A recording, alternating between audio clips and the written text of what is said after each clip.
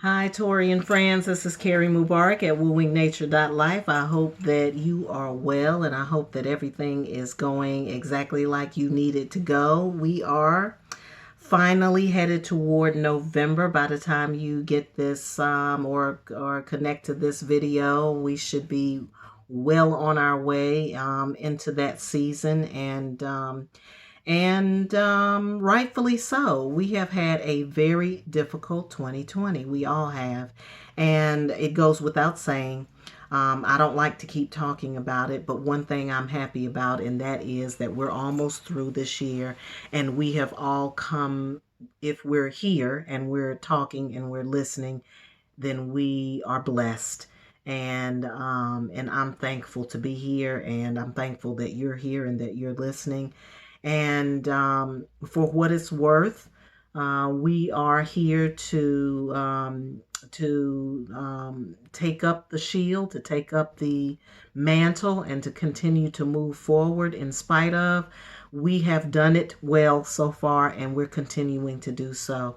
And so, my hats off to you, and I applaud you. And for those who have experienced loss during this year, my heart and my compassion goes out to you all and to your families and to your loved ones. And so we continue to push forward. Life moves on. There is life after difficulty, and we are showing it. We are experiencing it. We are living it. And we will certainly have some testimonies and we'll have some stories to tell. All right. So I am going to jump right in to your reading. This month I will be reading from the Sacred Rebels card. This is what I call a tried and true deck. Alana Fairchild never fails to bring us a deck with some really great channeled messages. And this one has been that deck. So I'm going to read from Sacred Rebels, just one card from there to get us going. And then I'm going to look at who's coming towards you, but we're going to look at it in terms of spirit animals, because all of us has an animal in us. We're going to find out what animals are coming towards you or what spirits are coming towards you. And last but not least, I'll be in Zillich Tarot. I always like to go to the tarot and give you a tarot reading for the detailing. That's where I go for details and specifics around what's happening for the month of November. So let's go ahead and get started. All right, so I'd like to thank my spirits for being with me today. They have been my shield and buckler today because I've had a very long day today. But they are shoring me up and giving me the energy that I need to keep moving and keep going forward. And so I just ask for them to be around me at this time for your reading, to guide my eyes, to guide my ears, to speak to me clearly and give me the words to share with you that will be uplifting. Taurus month of November. Taurus month of November. All right, spirits, what do you have for them? The perfection of your life, and I love that flower of life budding there. The perfection of your life. Now, you know, this is something because a lot of times we are always looking at the imperfections in our life. Very rarely are we looking at it as a perfection. This comes in with the number 30 for those of you who are numerologically inclined, which breaks down to a number 3. And so 3 is creation. It is life. You know, where two are joined or where there are two that are joined, it creates. And so creation is life. And so this is looking at the perfection of the life that you have. So for those of you who are feeling like life has not been so perfect, let's find out how it is perfect. All right, I've got to find my book. There it is. Excuse me. Let me get a little. All right, so let's go to number 30 here. The perfection of life. Have you ever, let me get the card up here. Have you ever seen a storm pictured from above? It can appear to be so beautiful and elegant. This is certainly different to the ground view, which can be quite a violent experience. We can relate to that. I can relate to that. So too, there is a great beauty in your life right now. However, at this point in the natural process, you may be experiencing it as anxiety inducing rather than beautiful. So remember, you just want to look at it from a different view, not the ground view, but the view from above, which is from your higher self, looking at it from a higher perspective. You may sense it as internal chaos. You may feel it as something that is waiting to erupt from within you, as a restlessness or an anxiety that you cannot quite articulate but sense vaguely nonetheless. Perhaps the chaos is fully fledged and a person or situation in your life is causing all kinds of havoc, upheaval, or change and uncertainty in the world. Whether the chaos seems subtle, strong, internal, or external, this oracle brings the same message for you. All is unfolding according to a perfect higher order. You are currently enduring a cosmic spiritual storm which is having an impact on you. It is clearing things out, ruffling feathers, and preparing you for that lovely, super fresh, uplifting feeling that one experiences after the storm has finally passed. So whenever you have a storm and you go outside, the sky is so clear and blue and nothing is there. And that's what you're really working through right now. Just know that the blue skies are coming. Even if you have not, if you cannot believe that there is anything happening, even at a subtle level, because you feel stuck, denied, bored, thwarted, or stale, this oracle brings you a message also. No matter what appears to be, in truth, there is only the unfolding creative genius of the universe. You are not forgotten. You have not been looked over. You have not been denied, found wanting, or rejected as unworthy. The storm that needs to erupt is in your own heart. Do your liberating rain dance. Rage, weep, pray, dance, paint, or sing. Express whatever is needed, however is needed, to exorcise the blocked energy in your heart. Then you will call on the powerful perfection of your life path as it aligns for the next creative turn of the spiral of life. Once again, you will trust and directly experience the flower of life unfolding within you and around you. That's what I was saying with that flower of life.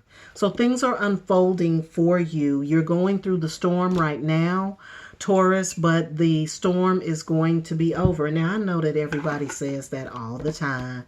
Oh, you're just going through and this too shall pass. And it seems it's hard to deal with that when you feel overwhelmed. I just need to put it's hard to deal with that when you feel overwhelmed. And so what this message is saying is that you just have to know that this is for a time. And when the storm passes, then you'll be exactly where you need to be, or you will be able to see the clarity that you haven't been able to see before. It's a process. It's a process. And I'll be honest with you. We as human beings, we kind of spoiled, like we want things like how we want it, when we want it, the way we want it. And so when we have these moments when we're not getting what we want, when we want, how we want, we think we've done something wrong. And that's ego, because we actually think that this is about us. When it could just be about timing and everything being in the right order, you included, but you're just one aspect of it. So it's a mindset shift, and trust me, I know. I'm not saying this stuff because, I haven't experienced it. I've experienced it myself. I've been experiencing it here recently with the COVID. No job, what was that? Extra stimulus money? No. Unemployment? None.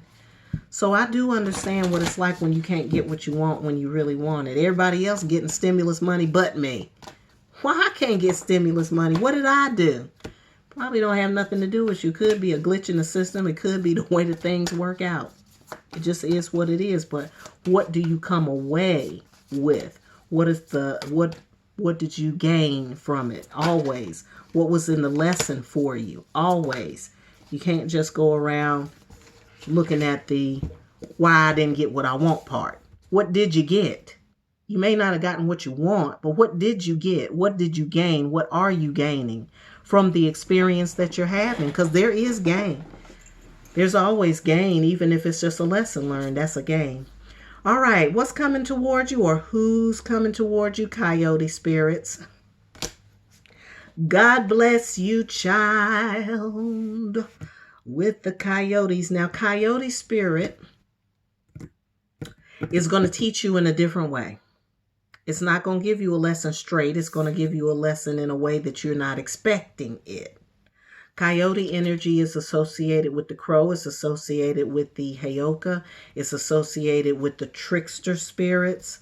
But the main thing is that when there is a lesson that you can't learn straight, then Coyote will come and give it to you in a different way. So you might be involved in a lesson that you don't even know you're in, and the Coyote spirit people are bringing that lesson towards you. Now, the end result of this, and this is a number 16, which breaks down to a 7, perfect, is spiritual. It's something of a spiritual nature that you need to learn, and these individuals are coming to teach you that, but they're not going to teach it to you straight. So what do I mean by that? Like, you know how some people will teach you how not to be? That could be an example. Or it could be somebody that you don't like, but they're giving you the most valuable lesson that you could ever learn in life. And then when you get done learning the lesson, then you look back at this person and say, you know what? This person right here taught me a hell of a lot. And even though I couldn't stand that sucker, they gave me something that I will never forget that is of great value to me. That's your Coyotes. All right, now we got the Hawk spirits. Hawk spirits are visionaries. They are people who are loners. They do not run with the pack. They are not 9 times out of 10 paying attention to you. But what they are paying attention to is a goal. And those people are very goal oriented. They know how to get what they want out of life. And they're probably also being some teachers to you right now too, because they're showing you how to remain focused. They're showing you how to take your vision and apply everything toward the vision. Those are your Hawk spirit people. And then last but not least, we have the Badgers. Now, I consider Badgers to be your work. You'll get down and get it done people. Okay. Badgers are not going to let anybody get in their way. They are not going to let anybody scare them from doing anything. And when they get ready to make something happen, they're going to do it without, they're bold. They're out front. You can't mess with a Badger. So my recommendation to you and everybody else with animal spirits, look these animals up. Go to National Geographic, Google them, find out about their habitat, their eating habits, their mating habits. How do they hunt? Are they predator? Are they prey? How do they move? What is their best asset? What do they come with? What are their special skills? And then you can see how these people are going to affect you, or how their presence is, why their presence makes sense. That's what I mean. Why they're in your life. Okay? Because they're going to be teaching you certain things, or they're going to be showing you certain things, or you're going to be learning certain things by being in their presence. So pay attention to those 3 animal spirits. Do your research, do your homework, and pay attention. That's what we do when we're dealing with animal spirits. Some of you may actually have encounters with some of these, depending on your region or your area. You might have an encounter with a coyote. You may have an actual encounter with a hawk. You might have actual encounters with badgers. So if you're in those areas where these animals live, or where you can see them, then really pay attention, because they may come right up to you and show you something in real life. That's when it gets fun. All right, I am going on to the tarot for your detailing. We're looking at November and Taurus and what they need to know. Learn what it is that they are experiencing that we need to know about, that we can help with. Let's see what it is. Woo, stuff is just going and going and going. All right, let me take care of these first 4 cards and then we'll get to the next one. So we've got here the Justice card. There is a balancing that has to take place, and that balance is based on your truth and the accuracy of your truth. The accuracy of your truth comes from your base chakra and your second chakra. Okay? It's your base. It's who you are. It's your bottom line. When I think about your energetic bottom line, then we're definitely talking about your root chakra. From there, it goes to the second chakra. But there's an adjustment that needs to be made in your first and your second chakra. So for those of you who are close to people who can do a chakra healing for you, or a chakra meditation with you, or they might be doing Reiki or whatever to clear your chakras, then do that. If you need that, then let me know. We can take care of that for you if you're in the area. At least until something happens and we get shut down or whatever, then all bets are off. Okay. The next one is the Ace of Discs here. An Ace of Disc is, again, I'm getting some other kinds of health related things, also related to your first and second chakra. I'm seeing that there is a need to refresh this area, to energize this area, because this is what's going to allow the other chakras to operate like they're supposed to. When I think about the chakra system, I really think about a car, like the motor of your car. And if your shock absorbers aren't working, or if the pistons aren't firing off, or if the gas isn't getting to the whatever it is, I'm not a mechanic, then it doesn't run properly. And so that first and second chakra, you can be as highly elevated and have your third eye as open as you think it is. But if your first and second chakras are not working, then you're not going to be able to manifest anything from it, which means that it ends up being useless information. We have a thing that says, does it grow corn? Is it something that, you can have an idea, but is it going to grow corn? Is it going to, if I put this seed in the ground, is it something that we can feed ourselves and grow from and develop from? If not, it makes no sense. So you can be all up here in the rafters and your first and second chakras is off, and guess what happens? You can't, everything isn't synced up. So I'm getting that's what needs to happen. We're getting pleasure in reverse. I keep getting this Six of Cups in reverse.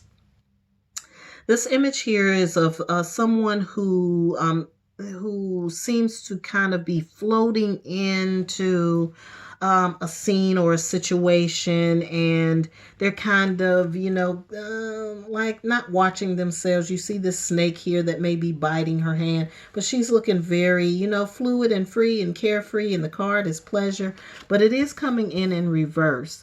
So that tells me that some of this may be around, that some of this first, second chakra stuff is about desire and balancing desire, wants. I want what I want, what I like, what I, and want, and all that kind of stuff. I think that's what it may be about. So the Hierophant here is the lesson teacher. This goes back to the coyote. Remember I said that the coyote comes to teach you lessons, but it teaches you in reverse. Well, here's your Hierophant in reverse. So there are lessons coming in around that. So I will say you want to be mindful. You want to be mindful of your desire places. The places where you've grown enough for your wants not to hurt you. That kind of stuff. Because sometimes your wants will hurt you. It will thwart you. It will set you back. So you can't get all caught up on that, Taurus. You can't. We think we can do whatever we want, when we want, how we want. We do. We've been told that for probably about 20 years. Oh, you can have whatever you like. And some of what you like and some of what you want is really not what you need, and nor is it good for you. Now, y'all know that. Here it is right here in the lust card. I told you. Ooh, there go my life. Hold on. Okay, I like to have my little colorful thing back here. has fallen off. Okay, so we have lust here, and lust to me goes along with this. This card, it's like getting a handle on your urges, getting a handle on it. Look at her. She's like, okay, we got to tame the lion. We got to back it up. Lust, I'm not, this could be about sex and lustiness and all that kind of stuff. It could be about that. But it can be more than that too. It's really about wants and desires. That's really what it is. So it could be about sexual wants and desires. It could be about monetary wants and desires. It could be about material wants and desires. But usually it's of a material nature. That's why you got this Ace of Discs showing up. It's something material. You overspending because you just got to get your hair done. All right. Do you have to get your hair done? Or can you get your hair done in a way that's less expensive so you can save some money for the thing that you said you really wanted? That kind of stuff, Taurus. That's what we're talking about. All right. Anything else for Taurus for the month of November? Any messages, detailed messages for Taurus, month of November? Looks like something want to come and say, but we'll see. There we go. All right, there we go.